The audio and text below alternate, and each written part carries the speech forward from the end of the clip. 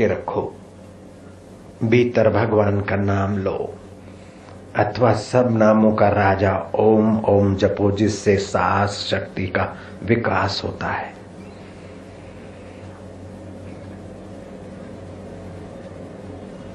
रोक के रखो श्वास को, मन में भगवान का नाम चालू रखो।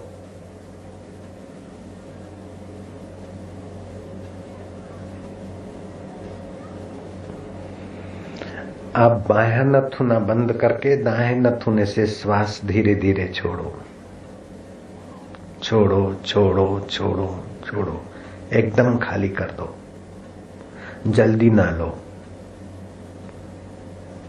आप फिर दाएं नथुने से श्वास लो, बायां बंद रखो, राइट से लो, लो लो और लो और बलवान बनो, रोको।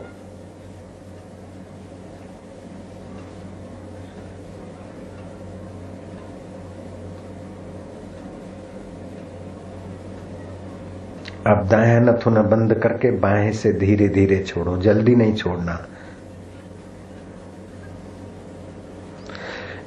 तुम समझ गए, 10 बार ऐसा रोज करना चाहिए खाली पेट।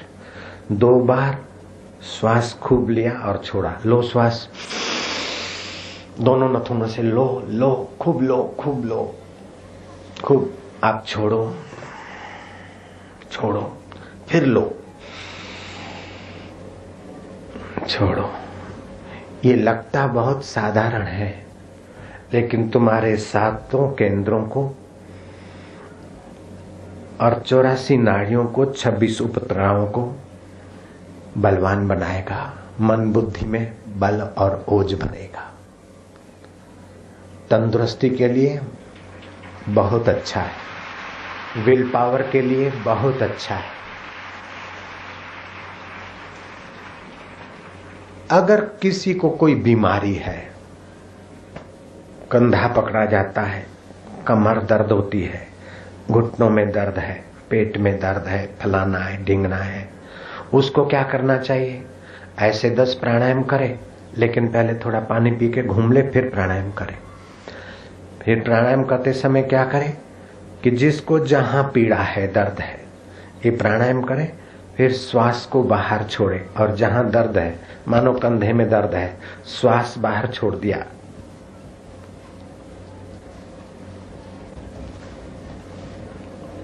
कंधे को हिलाया, तो नाड़ियों में जो दर्द के परमाणु है, दर्द के जो दोष है वात पित्त कफ के, वो खिंच के धीरे धीरे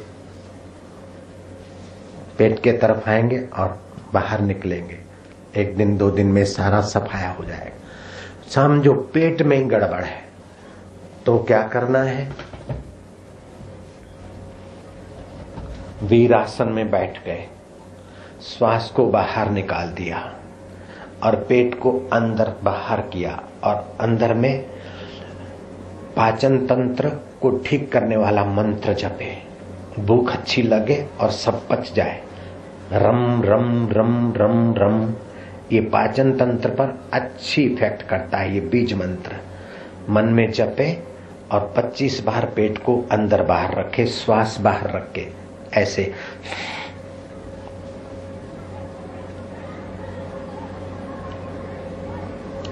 पेट की खराबियां छू, जयराम जी की। मानो घुटनों में दर्द है अथवा याद शक्ति कमजोर है, तो क्या करें? प्राणायाम कर लिया, फिर सीधे लेट गए, शरीर को ढीला छोड़ दिया, ललाट पर उंगली लगा दी, ओम नमः शिवाय, ओम नमः शिवाय, गम गणपतये नमः, गम गम गम गम गणपतये नमः, गम गम गम गम गणपतये नमः। गम गम जो गणपति का बीज मंत्र है, ज्ञान तंतुओं में ओज और आध्यात्मिक ओरा का विकास होगा। थोड़ी देर ये जप करके आप लेट गए, गणपति जी का ध्यान करते हुए मेरी विद्या और स्मृति बढ़ रही है। पहली उंगली अंगूठे के नीचे, 3 उंगली सीधी और दोनों हाथ घुटनों के तरफ शब आसन में लेट गए। अच्छी अच्छी प्रेरणाएं मिलेगी और अच्छी अच्छी समझ के धनी बनने के रास्ते पर तुम्हारा मन बुद्धि चलने लग जाएगा।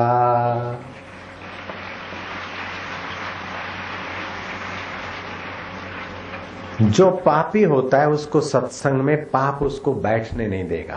तुलसीदास बोलते, तुलसी पूर्व के पाप से हरि चर्चा न सुहाए। जैसे ज्वर के जोर से भूख विदा हो जाए। और तुम पुण्यात्मा हो तो तुमको सत्संग अच्छा लग रहा है। अच्छा लग रहा है ना? पुण्य बढ़ रहा है, समझ बढ़ रही है, साहस बढ़ रहा है, बुद्धि बढ़ रही है। जो कायर होते हैं वो सत्संग को पीठ देके चले जाते हैं। तुम्हारे में से ऐसा कोई कायर है क्या? शाबाश। अच्छा, तो उस बहादुर लड़के हरिदास ने गुरु तैलंग जी से प्राणायाम की विद्या सीखी।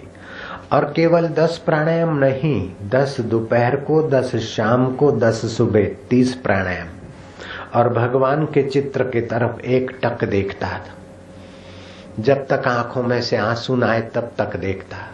एकाग्रता ऐसी बढ़ गई कि जो पढ़े एक बार याद, पढ़े याद। फिर तो कविताएं बनाए और कुछ कुछ अच्छी अच्छी ऐसी बातें बनाए, शायरी बनाए कि स्कूल में फर्स्ट क्लास फर्स्ट। लेकिन गुरुजी, मुझे नौकर नहीं बनना है, मुझे स्वामी बनना है। गुरुजी ने कहा, अच्छा तो चलो, स्वामी बनना है तो फिर साधु बनने की दीक्षा लेना है। बोले हाँ गुरुजी। बन गए साधु।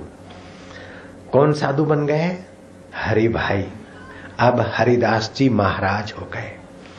और थोड़े ही दिन, 6 महीना लगातार साधन भजन किया तो रिद्धि सिद्धियां, अष्ट सिद्धि नवनिधि की शक्तियां उनके अंदर विकसित हो गई।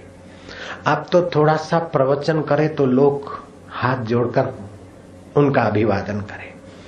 ऐसे तीर्थों में विचरण करते करते ढोंग, पाखंड और धूर्त लोगों का पोल पट्टी खोलते, हरिदास महाराज की जय, हरिदास महाराज की जय। कहाँ तो हरि भैया नाम का एक छोकरा और कहाँ हरिदास महाराज होकर जय जय घोष हो रहा है।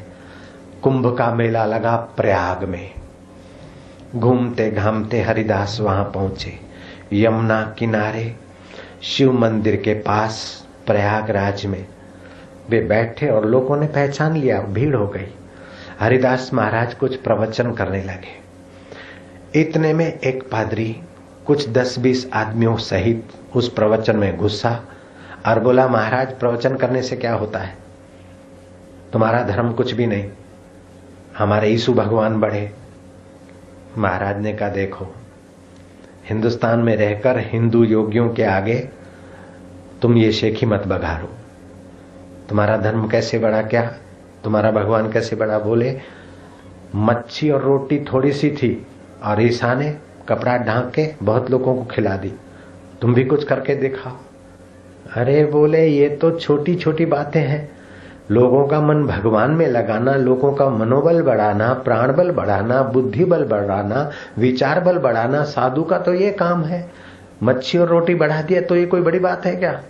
बोले, महाराज करके तो दिखाओ। महाराज ने कहा, जय शंकर मां अन्नपूर्णे अलग। शंकर कांटा लगे न कंकर। महाराज ने कपड़ा यूं किया, झोला, एले एले पकवान, जलेबी, मोहनथाल, मेसू, हलवा, पूरी ढेर लग गया। पादरी टकुर टकुर,